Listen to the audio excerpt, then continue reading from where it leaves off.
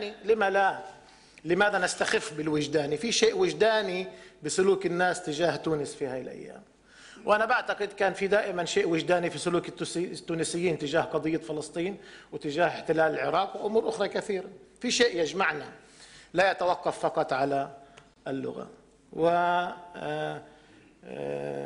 مؤخرا بالطبع كانت حالة انسداد الأفق والقلق والاعتقاد بمستقبل قاتم في هذه المرحلة اللي كانت خاتمة طويلة جدا لمراحل سبقتها، ولكن هذه الخاتمة طالت كثيرا.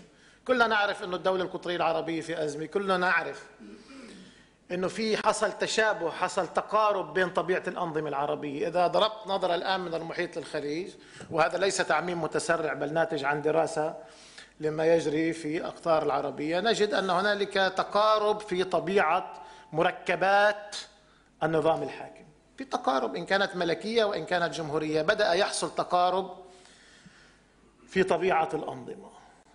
طالت فترة الاستبداد، طال فترة طويلة إلى أن تشخصن وبدأت الجمهوريات تفكر بالتوريث.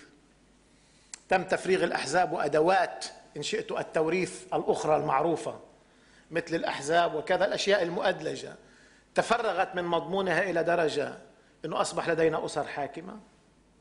في غالبية الدول العربية هنالك أسر حاكمة الجمهورية، وهذا يتنافى مع طبيعة الجمهوريات اللي فيها تقوم على الفصل بين الحيز الخاص والحيز العام. الجمهورية تقوم على ذلك وعلى فكرة أن السيادة للعموم للببليك. تحول أجهزة الأمن بشكل سافر إلى السياسة لم يكن ذلك. طب كل عمرها أجهزة الأمن تقمع وموجودة وكذا، ولكن تضخمها ثم في العقد الأخير عبورها كل حواجز الإعلام والسياسة، وبدأت تظهر بالسياسة وتتعامل بالسياسة، وبعضهم يتقمص دور وزير خارجية ووزير ومستشار سياسي وكذا. الأمر الثاني أنه نحن نعتقد أنه التوريث إلى حد فترة قصيرة التوريث مقتصر على الشخص، لا، في توريث شامل بالنخبة كلها. يعني أبناء رجال الأمن يعملون بالبزنس، أبناء السياسيين يعملون بالأمن، أبنائهم كلهم مع بعض بيتزاوجوا، نشأت طبقة حاكمة فيها سيمبيوسيس، فيها تركيبة بين الأمن ورجال الأعمال والأسرة الحاكمة. أنا أعتقد أنه في كل الدول العربية في تركيبة من هذا النوع، وفي احتجاج في كامل الدول العربية على هذا شيء عام. وشهد الوطن العربي بما فيه تونس انتفاضات خبز عديدة. نحن رأينا أهم وأكبر وأول انتفاضة خبز شاملة في الجزائر بدأت يعني أدت إلى أول تحول ديمقراطي في الوطن العربي عام 88، ونحن نعرف ماذا كانت النتائج. هنا أنا بعتقد في مؤتمر من هذا النوع يجب أن نتروق ونقول ماذا يميز، لأنه انتفاضة الخبز في الجزائر كانت شاملة، كانت ممتدة، أدت إلى استنتاج النظام إلى ضرورة الإصلاح السياسي. انطلق الإصلاح السياسي ثم نعرف ماذا كانت النتيجة. في انتفاضات خبز حصلت في عدة دول عربية أدت لإصلاحات في منتصف الثمانينات. مجرد هبوط سعر البترول في منتصف الثمانينات وتراجع الريع الذي تستفيد منه الدول العربية غير النفطية أدى لانتفاضات خبز في العديد من الدول العربية، أدى إلى إصلاحات سياسية في 85 86 87 نعرفه جميعا. مجموعة انتخابات جرت في عدة دول عربية أدت إلى شو بنسميه بالإنجليزي تو تايرد سيستم، نظام بطبقتين، باتجاهين، بوجهين، نخبة عسكرية أمنية سياسية بزنس حاكمة، وواجهة من السياسيين الذين يشاركون في انتخابات برلمان هم الذين طولهم الإصلاح. يعني شيء متعلق بنصف صحافة حرة، نصف أحزاب سياسية حرة، نصف إلى آخره. ورأينا أنه هذا أدى إلى عزوف الناس عن السياسة في غالبية هذه الدول. هذه الحالة تركت متنفس للمعارضة والأحزاب السياسية، كأنه أن تنفس عن مواقفها السياسية وأن تخفف من الضغط القائم على النظام الحاكم بلعب هذه اللعبة المستمرة، أنه حل حكومي وانتخابات وحل حكومي وانتخابات وفتح صحيفي وإغلاق صحيفي. يبدو وكأنه في مجموعة من الآليات التي تتحكم بالضغط الجماهيري وتنفسه، ومجموعة من الآليات لإفساد النخب السياسية وإخراجها من معارضة النظام الحقيقي القائم بتوجيه النقد إلى سلطة وهمية هي البرلمان كأنه منتخب، والحكومة كأنها منتخبة وإلى آخره. هذا شكل.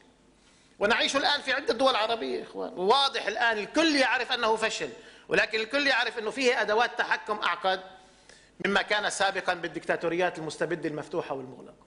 الآن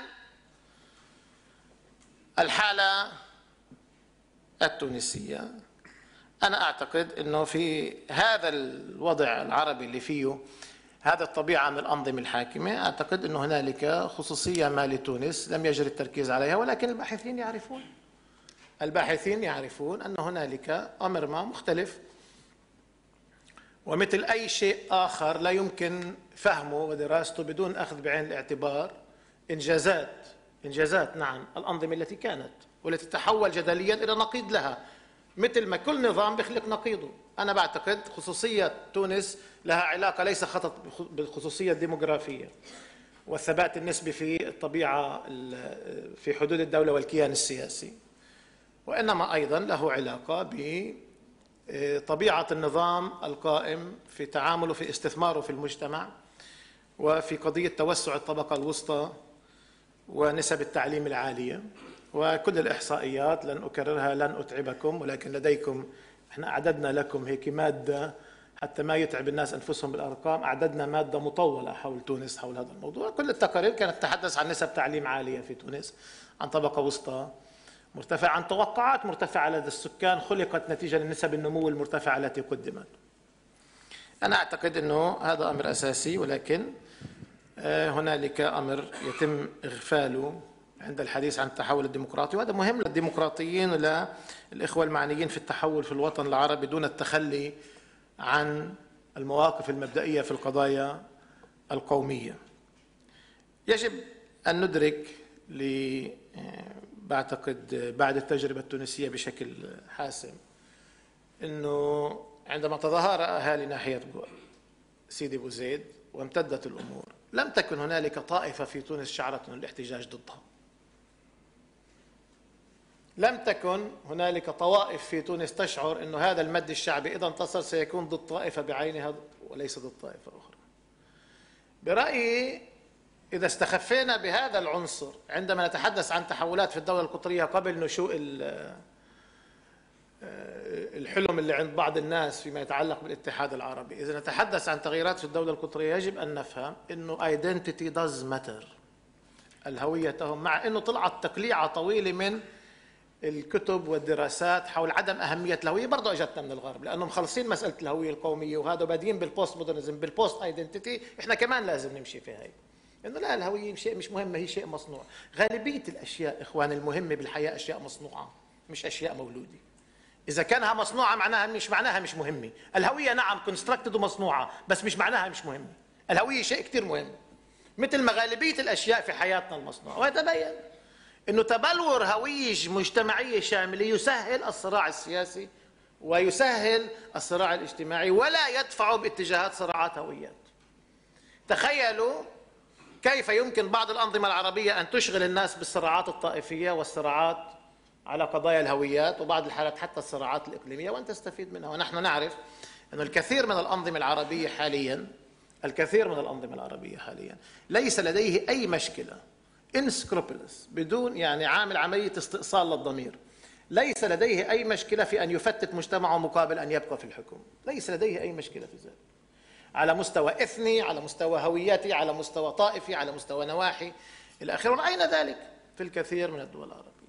هنا مهم أنه باعتقاد الإخوان في الحركات الديمقراطية والحركات التغيير يدركوا أنه مسألة تأكيد هوية المواطنية والتجاوز لهويات الطائفية ضروري جدا لإنجاح الحراك الاجتماعي